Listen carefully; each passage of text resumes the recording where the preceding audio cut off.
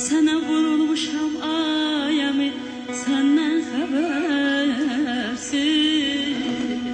Sənə qurban olum mətanət ceyran.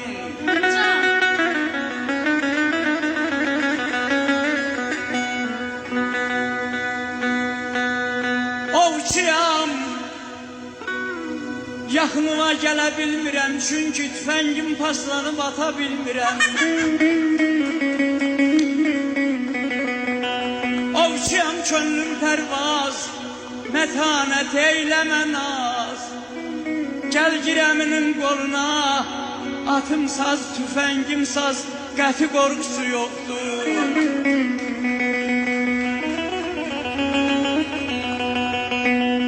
Sən ismi pünhansan, mən gəray fəzli. Sən ismi pünhansan, mən gəray fəzli. Sən qəlbi nurlusan, mən qəlbi sözlüyüm. Baxıram ayəmi arxamca, hey gizli gizli. Baxıram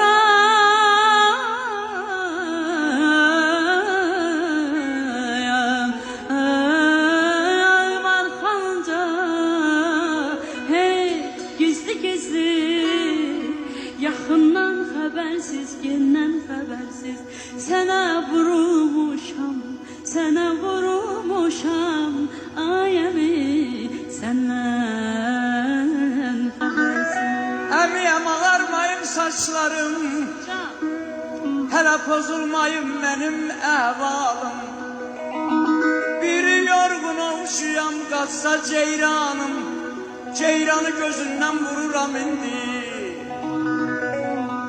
Əmiyəm, ovşuyam mən, demə qocalmışam mən. Gecələr tüfəngimi hərdən bir çaxıram mən, gəl anam qurban. Süsən sümbül